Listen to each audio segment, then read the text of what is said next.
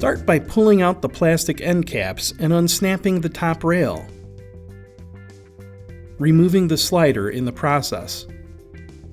Align the adhesive slider with the top line of the graphic. Carefully remove the adhesive tape from the slider and apply pressure. Peel back the protective covering 2 inches and push onto the graphic.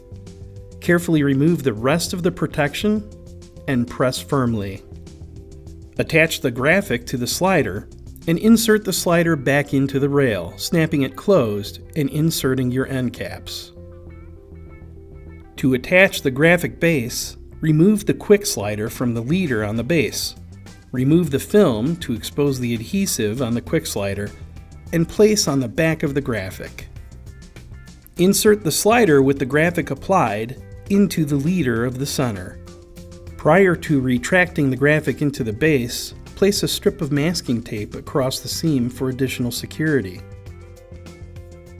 Remove the pin on the side of the base and carefully retract the graphic.